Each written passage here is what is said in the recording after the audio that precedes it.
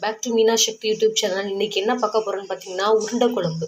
அதுக்கு வந்து நான் கடலப்பருப்பு வந்து குழம்பு கடலைப்பருப்பு, கொஞ்சோண்டு துவரம் பருப்பு, கொஞ்சோண்டு உளுந்தப்பருப்பு எல்லாமே சேர்த்து ஊற வச்சுருக்கேன். ஒரு 2 hours ஊற வச்சு எடுத்துக்கணும். இதுக்கு தேவையான இன்க்ரீடியன்ட்ஸ் என்னென்னு பார்த்தீங்கன்னா, 2 வெங்காயம், 2 தக்காளி, கடுகு, தாளிக்கிறதுக்கு கடுகு, வெந்தயம்.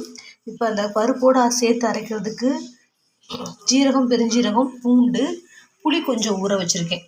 இதோட வந்து வீட்டில் அரைச்ச குழம்பு மிளகாத்தூள் சேர்த்து செஞ்சிங்கன்னா டேஸ்ட் ரொம்ப சூப்பராக இருக்கும். இது எப்படி செய்யுதுன்னு பார்க்கலாம் வாங்க.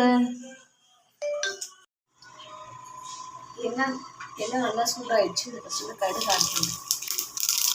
அடுத்து வெங்காயம் ஆட் பண்ணுறேன். வெங்காயம் ஆட் பண்ணுறோம். நல்லா பொன்னிறமாக வதங்கணும். ஊற வச்சு பருப்பு இதை அரைக்க போகிறோம். இதை வந்து ரொம்ப ஃபைன் பேஸ்ட்டாக அரைக்கக்கூடாது, குறப்பாக அரைக்கணும். இதோட ஜீரகம், பெருஞ்சீரகம், பூண்டு ஆட் பண்ணுறேன். இதை வந்து குறப்பாக அரைச்சிட்டு எடுத்துடணும். வெங்காயம் நல்லா வதங்கிச்சு. நெக்ஸ்ட்டு தக்காளி ஆட் பண்ணணும். வெங்காயம் தக்காளி நல்லா வதங்கிறதுக்கு கொஞ்சோண்டு கல்லுப்பு சேர்த்து வதக்கிங்கன்னா ரொம்ப சீக்கிரமாக வதங்கிடும். உப்பு டேஸ்ட்டுக்கு ஆட் பண்ணணும். சேர்த்து குறப்பாக அரைச்சி எடுத்து வரணும். இந்த மாதிரி ஃபைன் பேஸ்ட்டாக அரைச்சி எடுத்து வந்துடணும். இது வந்து குட்டி குட்டி உருண்டையாக உரிச்சு எடுக்கணும். குட்டி குட்டி உருண்டையாக உருட்டி எடுக்கணும். சில பேர் இது வந்து அவிச்சு பண்ணுவாங்க. நான் வந்து அப்படியே டேரெக்டாக குழம்புல ஆட் பண்ணுவேன். உடையாமல் சூப்பராக டேஸ்ட்டாக வரும். எப்படி செஞ்சு பார்க்கலாம் வாங்க.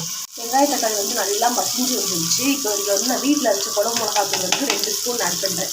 நீங்கள் வெளியில் உள்ள மிளகாத்தூள்னா 1 ஸ்பூன் தனியாக, 1 ஸ்பூன் ஜீரகத்தூள், 1 ஸ்பூன் மஞ்சள் தூள், 1 ஸ்பூன் மிளகாத்தூள் சேர்த்துக்கோங்க. கொஞ்சம் மஞ்சள் தூள் ஆட் பண்ணுறேன். இதை வந்து நல்லா எண்ணெய் பிரிஞ்சு வர வரைக்கும் வதக்கணும்.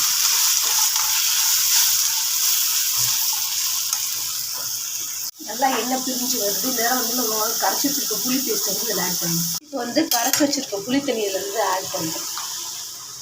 கொஞ்சம் நேரம் நல்லா கொதிக்கணும். கொதிச்சதுக்கப்புறமா நம்ம அரைச்சி வச்சுருக்க உருண்டை வந்து ஒன்று ஒன்றா ஆட் பண்ணணும். எல்லாமே நான் போட்டுட்டேன். ஸோ கரெக்டாக தான் இருக்குது. நல்லா கொதிச்சு வரும்போது நீங்கள் அந்த உருண்டை வந்து ஒன்று ஒன்றா ஆட் பண்ணிங்கன்னு வச்சுக்கோங்களேன். உருண்டை வந்து பிரியாமல் சூப்பராக வரும். இந்த மாதிரி குட்டி குட்டி உருண்டையாக உருட்டி வச்சுட்டு இதை ஒன்று ஒன்றா வந்து குழம்புல ஆட் பண்ணணும். இப்போ வந்து கொதிக்க ஆரம்பிச்சிச்சு. இதில் வந்து ஒரு உருண்டையாக ஆட் பண்ணணும். கொஞ்சம் ஸ்பேஸ் விட்டு விட்டு ஆட் பண்ணுங்கள். அப்போ தான் வந்து உடையாமல் வரும். இந்த குழம்பு ரொம்ப டேஸ்ட்டாக இருக்கும். குழந்தைங்களுக்கும் ரொம்ப பிடிக்கும். இந்த மாதிரி செஞ்சு கொடுத்தீங்கன்னா பார்த்தீங்களா, உருண்டை வந்து ஒன்றோட ஒன்றும் உடையாமல் நல்லா இருக்குது. இந்த மாதிரி பண்ணிங்கன்னா குழம்பு ரொம்ப டேஸ்ட்டாக இருக்கும். இந்த மாதிரி வீடியோஸ் பார்க்க என்னோடய சேனலை சப்ஸ்கிரைப் பண்ணுங்கள். Thank you friends. சுவையான டேஸ்ட்டான உருண்டை குழம்பு ரெடி ஆகிடுச்சு. இது சூடான சாதத்தில் போட்டு செஞ்சு சாப்பிட்டிங்கன்னா ரொம்ப டேஸ்ட்டாக இருக்கும். இந்த மாதிரி இன்ட்ரெஸ்டிங்கான வீடியோஸ் பார்க்குறதுக்கு என்னோடய சேனலை சப்ஸ்கிரைப் பண்ணுங்கள். Thank you friends.